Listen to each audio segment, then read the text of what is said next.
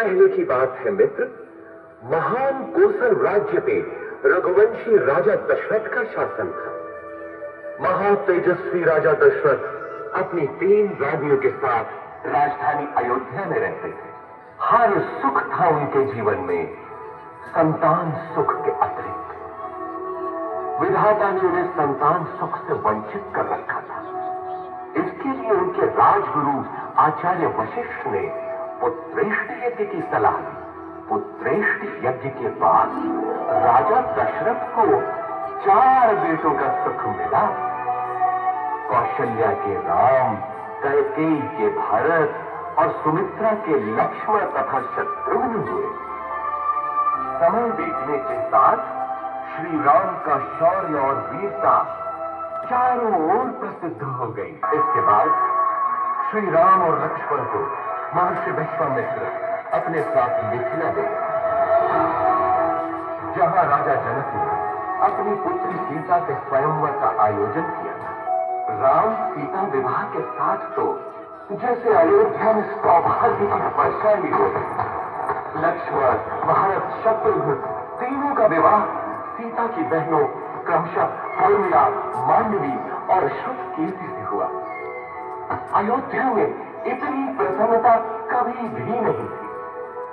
पूरे नगर में उत्सव था, सब कुछ व्यवस्थित था।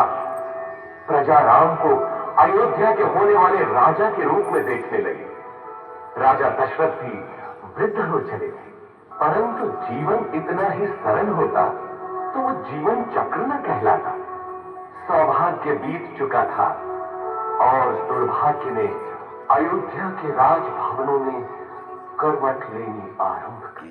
रानी कैकेयी को भवन में चली जाती है और राजा दशरथ को विवश कर देती है कि राम को वनवास हो और भरत राजा बने। नारायण नारायण नारायण नारायण नारायण नारायण श्रीमन नारायण नारायण नारायण। मेरे बच्चों, दुर्भाग्य है मेरा, दुर्भाग्य है। मुझे क्षमा कर दो बच्चों, मुझे क्षमा कर दो। ऐसा मत कहिए पिताजी, 14 वर्ष तो परोक्ष भक्ति से बीत जाएंगे। आप मुझे वन प्रस्थान की अनुमति दें। रघुकुल रीत सदा चली आए, प्राण जाए पर वचन न जाए। मुझे वनवास स्वीकार है पिताजी।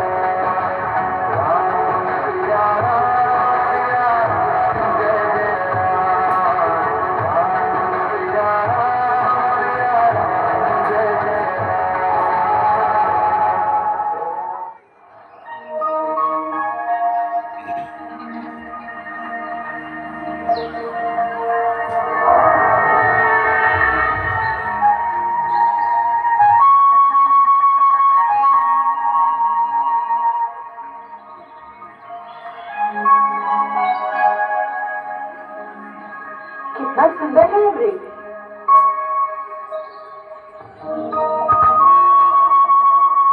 स्वामी, पकड़िए ना इसे, यहाँ रहेगा तो मुझे बहुत अच्छा लगेगा।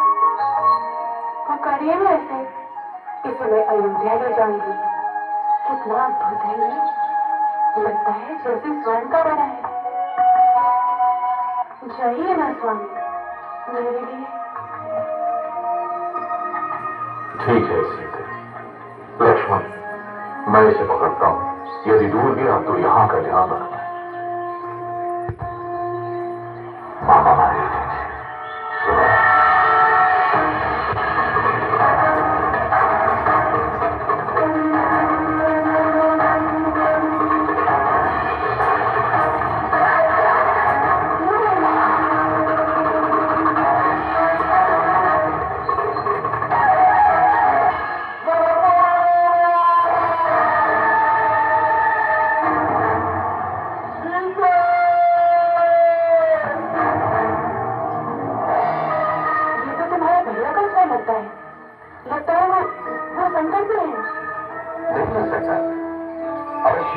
है।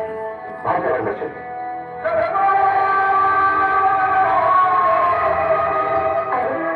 तुम्हारे भैया संकट में तुम्हें पुकार रहे हैं और तुमको माया सूझ रही है। जाओ देखो जाकर।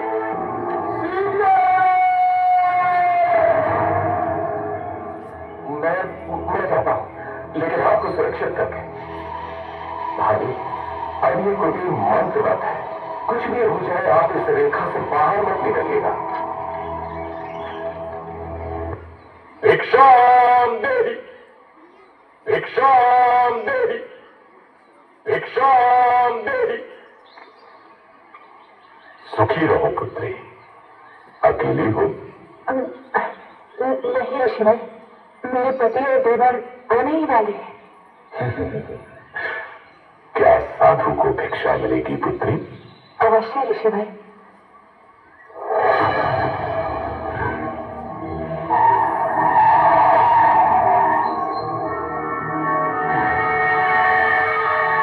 इधर आइए ऋषिवर, दान ग्रहण कीजिए। मैं त्यागी हूं पुत्री, किसी भवन की छाया भी मेरे लिए वर्जित है। तुम यहां आकर भिक्षा दो। क्षमा करो महामुनि, मैं ये नहीं कर सकती, मैं ये रेखा नहीं लांघ सकती। मैं तुम्हारे दान का भूखा नहीं, यदि देना है तो नहीं तो मैं चाहता हूं। बस स्मृति रहे, द्वार पर आए साधु का निरादर ईश्वर भी क्षमा नहीं करता। अनाथ निरंजन। ऋषिवर,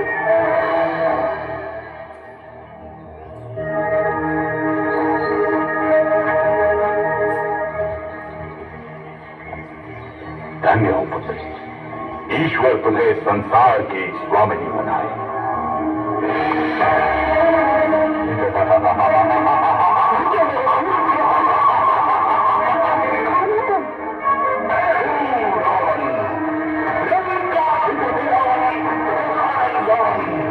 उस सूर्य का भाई जिसकी नाक काटी है तुम लोगों ने, उसका प्रतिशोध लिया है मैंने। अब तुम मेरी रानी बनेगी महाभागे।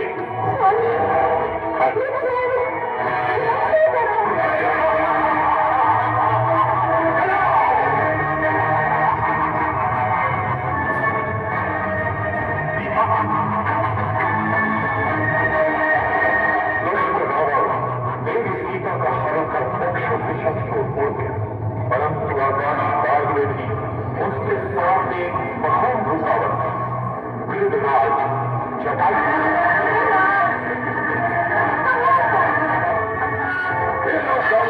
कौन है लोग? रावण के रास्ते में आता है।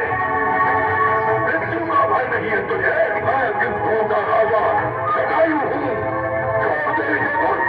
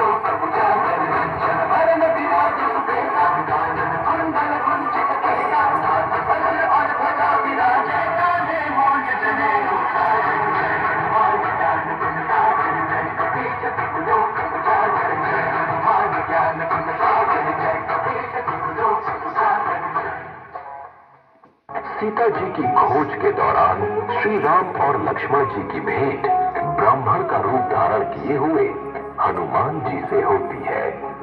हे ऋषि मुनि, आप कौन हैं? आपको देखकर ऐसा प्रतीत हो रहा है मानो आप किसी की तलाश में हैं। हम अयोध्या के राजा दशरथ पुत्र राम और लक्ष्मण हैं। प्रभु श्री राम, मैं आपके दर्शन पाकर धन्य हो गया प्रभु। अपने सेवक पवन पुत्र हनुमान का प्रणाम स्वीकार करें। आयुष्मान बाबा। हनुमान, लंकापति रावण ने मेरी पत्नी सीता का अपहरण किया है। हम उन्हीं की तलाश में हैं। ये दुखद समाचार सुनकर हनुमान जी श्री राम और लक्ष्मण जी को अपने साथ लेकर ऋषिमुख पर्वत पहुंचे, जहां उनकी भेंट सुग्रीव से हुई।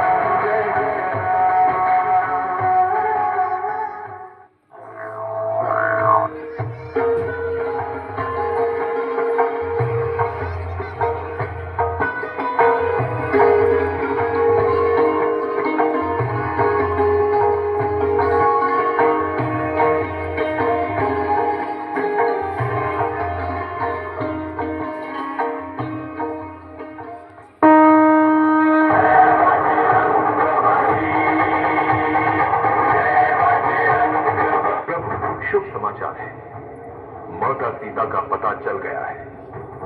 रावण ने उन्हें लंका की अशोक वाटिका में रखा है, परंतु लंकापति रावण ने सीता माता को लौटाने का प्रस्ताव ठुकरा दिया। वो दुष्ट रावण बिना युद्ध के नहीं मानेगा। प्रभु, अब हमें भी युद्ध के बारे में सोचना होगा। नहीं होकर दो तो।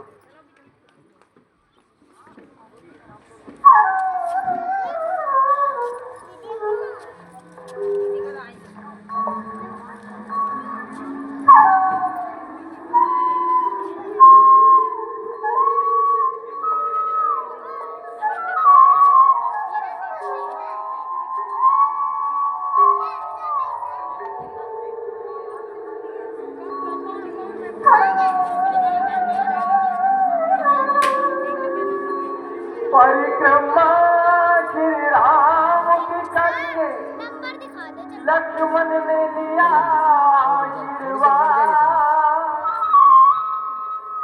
प्रभु श्री राम ने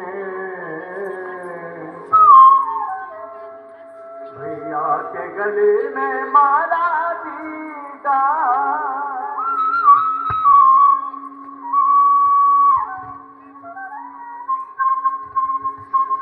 हनुमान जी, विभीषण जी, सुग्रीव जी, आप सभी लक्ष्मण के साथ जाइए और उसका साहस बढ़ाइए।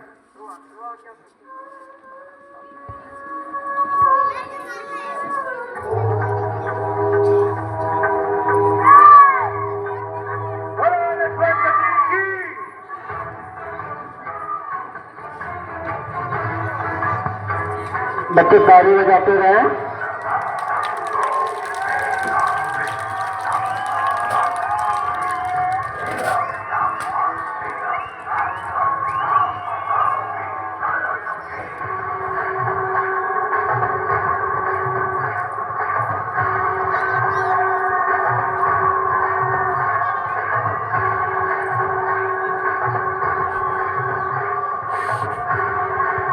बच्चे जोरदार तालियां बजाएंगे और देखिए कितना सुंदर अभिनय हो रहा है। आप लोग भी सीखें इनसे। अभी युद्ध होने वाला है और जोरदार तालियां बजाएंगे।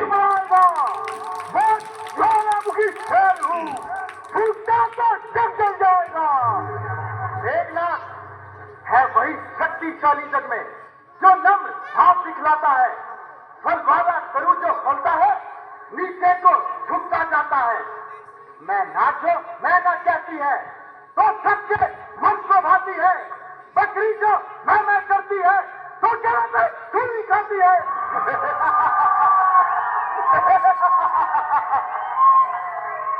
साहस वीरों का स्वाभिमान रणवीरों का भूषण है।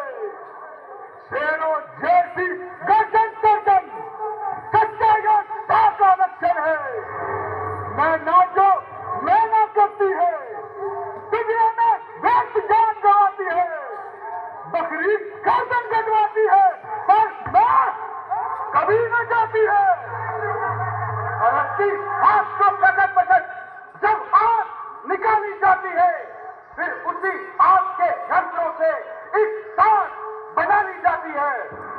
वह तार जिस समय हाथों में सुननेवा लेके आती है दुनिया का धू करता है तो तू ही तू गाती है। चलो वाली बातें ना बना और अपना प्रॉब्लम दिखा तो ले।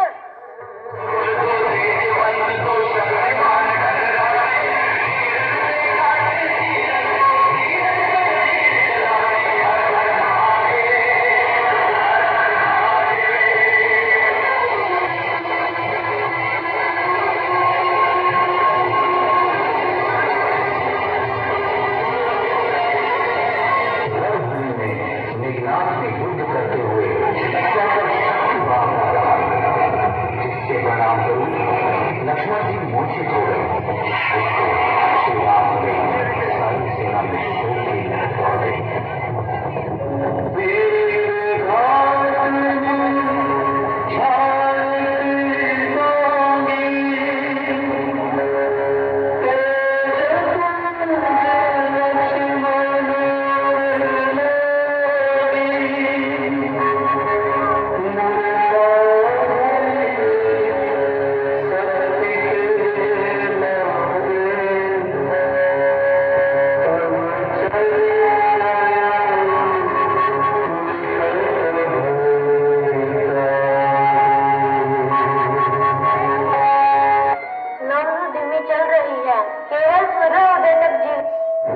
देखिए क्या राज्य को जतन कीजिए, मेरे लखन को जीवित कीजिए, वरना मैं अपनी माता के पास क्या में लेके जाऊंगा। अब तो एक ही उपाय है। कौन सा? जल्दी बताइए वैद्य जी, और कार्य बड़ा कठिन है। आप बताइए तो वैद्य जी। हिमालय पर्वत पर द्रोणगिरी है, वहाँ पर संजीवनी बूटी मिलेगी। अगर कोई उसे ला दे तो इसके प्राण बच सकते हैं, परंतु इतनी दूर से इतनी शीघ्र कौन ला सकता है? मैं लाऊंगा तो हनुमान। हनुमान जाओ बल दिखलाओ, हनुमान जाओ बल दिखलाओ, संजीवनी बूटी ले आओ। सीने में शक्ति लगी बुरी, ये सोच सोच के जी डरता। मुरझाई है, मेरा हाल देख के जी डरता। मेरे लखन को मुरझाई है, मेरा हाल देख के जी डरता।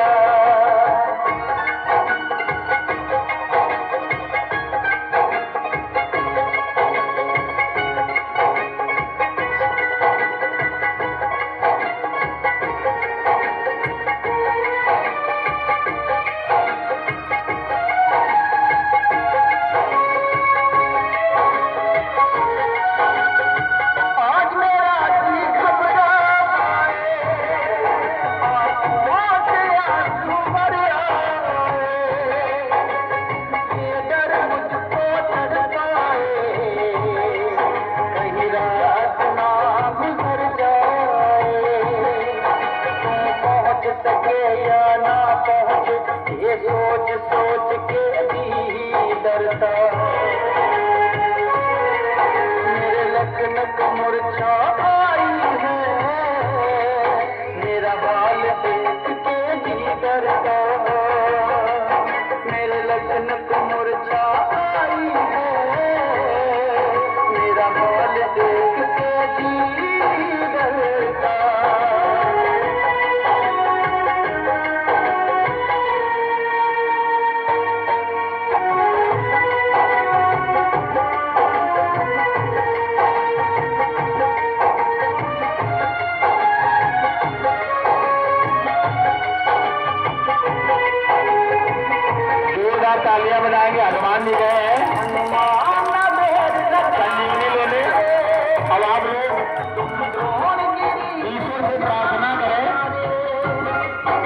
संजीवनी बूटी भी है और सुयोजन से कहा जाए क्योंकि आप लोग ये मान के चले कि वास्तव में ये दृश्य लंका का ही है और ये घटना वास्तव में घटित हुई है। अब हनुमान जी अपना अथक प्रयास करके संजीवनी बूटी लेने गए।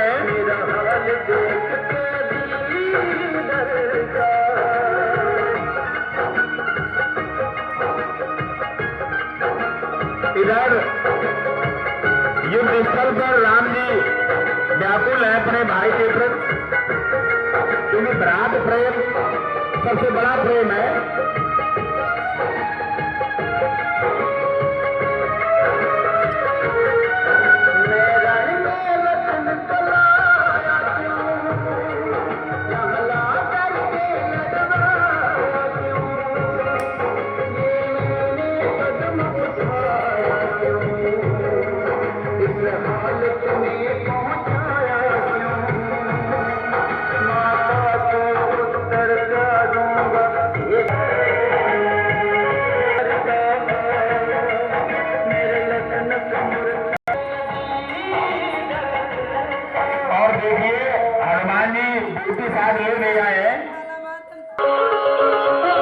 और वैद्य जी का उपचार शुरू हो गया है। सभी बच्चे प्रार्थना करें, जोरदार तालियां बजाएं।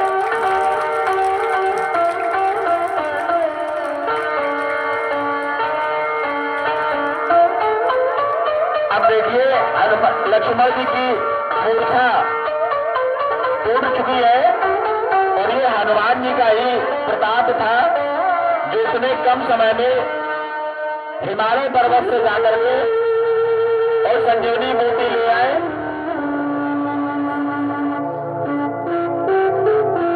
अब आगे फिर भी युद्ध की चर्चा होगी, फिर युद्ध होंगे।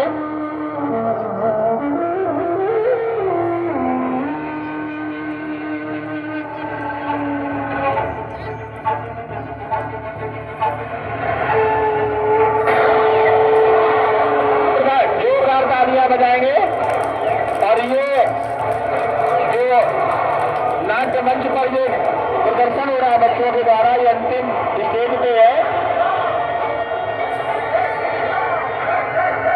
और लंकाधिपति रावण दशानन जो उपस्थित हो चुके हैं युद्ध भूमि में। अब हम सब जो भी सेना है, सैनिक है, रामचंद्र की ओर से कितने लोग हैं, जोरदार तालियां बजाएं ताकि वो भगवान श्री राम जल्दी युद्ध जीत सके।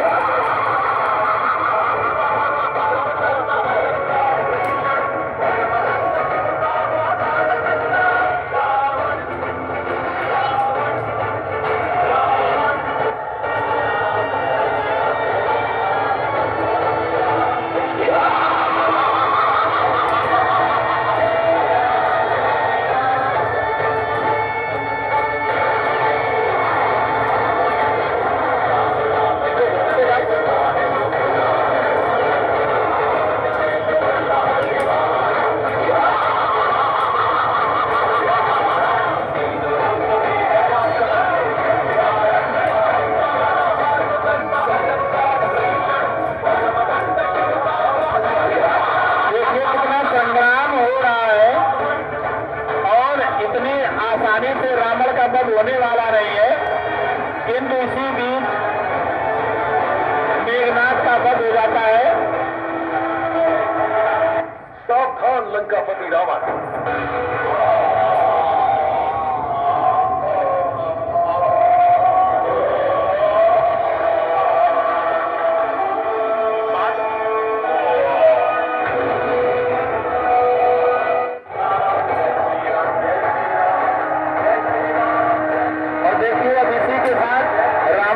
दे चुका है लक्ष्मण।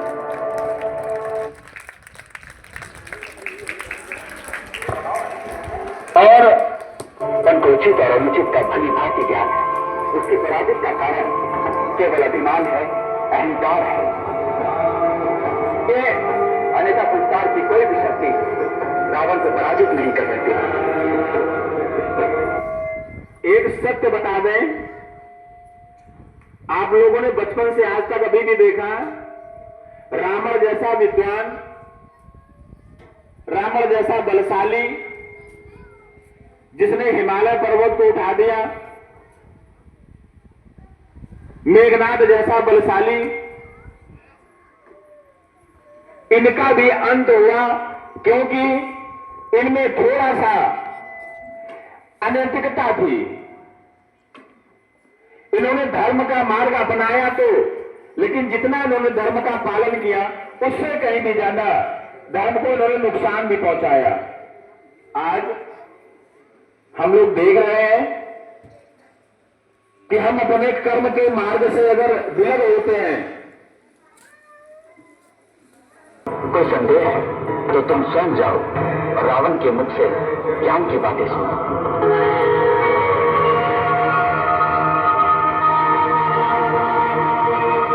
प्रणाम महाराज, मैं आपके पास ज्ञान प्राप्त करने आया हूं। लक्ष्मण, जब भी कोई संकल्प लो उसे तुरंत पूरा कर दो। लक्ष्मण, अपने शत्रु को कभी छोटा मत समझो। शत्रु और रोग, इन्हें कभी छोटा नहीं समझना चाहिए। युद्ध नीति का पहला पाठ ये है कि शत्रु को कभी भी अपना भेद प्रकट नहीं होने देना चाहिए। लक्ष्मण, अहंकार अंधकार ले जाता है।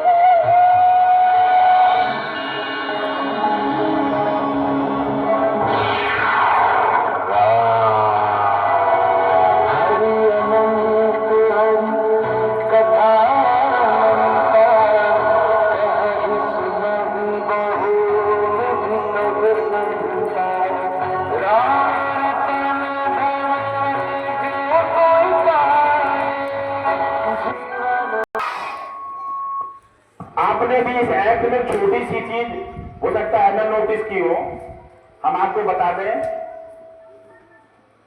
रावण कितना विद्वान था।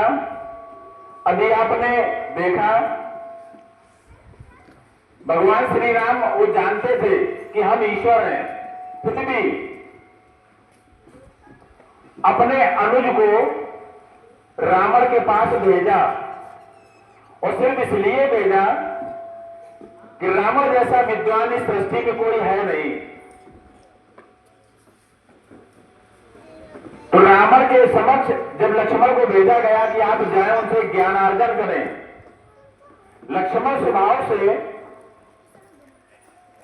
बड़े उग्र हुआ करते थे, और जाकर के अगर हमें किसी से ज्ञान लेना है, अर्थात वो हमारा गुरु होगा, और गुरु के समक्ष सर के पास नहीं खड़े होते हैं, पैर के समक्ष खड़े होते हैं। तो